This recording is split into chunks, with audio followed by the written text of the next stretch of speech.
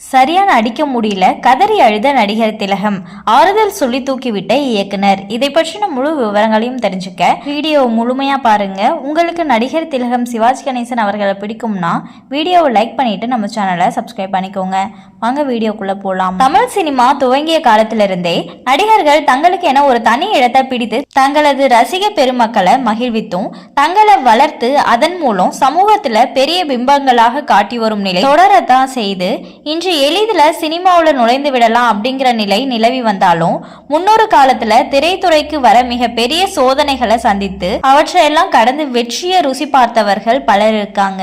நாடகத்துறை தமிழ் சினிமாவில் தவிர்க்க முடியாத ஒன்றாய் இருந்த நேரமும் உண்டு. அண்ணாதுரை, கருணாநிதி, எம்ஜிஆர் போன்ற ஆளுமைகளுக்கு வித்து மேடை நாடகங்கள் தான். நடிப்பின் பரிமாணம் இரண்டிலும் வேறுபட்டாலும் கலைஞர்கள் சரியான விகிதாச்சாரத்துல கொண்டு சேர்த்து இவ்விரண்டு துறைகளையும் பெருமைப்படுத்தி வந்தாங்க. நாடகங்கள்ல நடிச்சு சினிமா துறைக்கு கிடைத்த பொக்கிஷமாக பார்க்கப்பட்டு வருபவர் தான் நடிகர் திலகம் என்ற அடைமொழியை கொண்டிருப்பவர் மறைந்த சிவாஜி கணேசன். இவர் ஏற்காத வேஷங்களே இல்ல அப்படின்னு சொன்னா மிகையாகாது.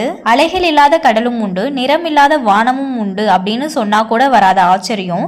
தனக்கு நடிக்க வரவில்லை, அதனால தான் பல முறை வருந்தி அழுதிருக்கிறேன் அப்படின்னு சிவாஜி சொன்னதை கேட்டு வருது. சில காட்சிகள்ல சரியா நடிக்க முடியலையாம், அதனால அவரை நடிகனாக ஏற்க மறுத்த பழைய கால நினைவுகளை சொல்லி இருந்திருக்கிறார். சிவாஜி இறுதி வரை தெய்வமாக பார்த்த தனது குருநாதனான பெருமாள் நிராகரிக்கப்படவிருந்த வாய்ப்புகளை போராடி அவருக்கு பெற்றுக் கொடுத்திருக்கிறார். இவரை போல இயக்குநர்கள் கிருஷ்ணன், பஞ்சு இணையில் பஞ்சு தனக்கு அதிகமாக உற்சாகம் தந்து தன்னை மனதளவில் பலப்படுத்தினார். இவற்றையெல்லாம் பார்த்து வருந்தாதே, இன்று உன்னை பார்த்து சிரிக்கும் கூட்டம் நாளை உன்னை தேடி வந்து உன் பின்னால் நிற்கும், அதுவரை பொறுமையாக உன் வேலையை பார் அப்படின்னு சிவாஜி வருந்தும் நேரங்களை எல்லாம் சொல்லி வந்தாராம்.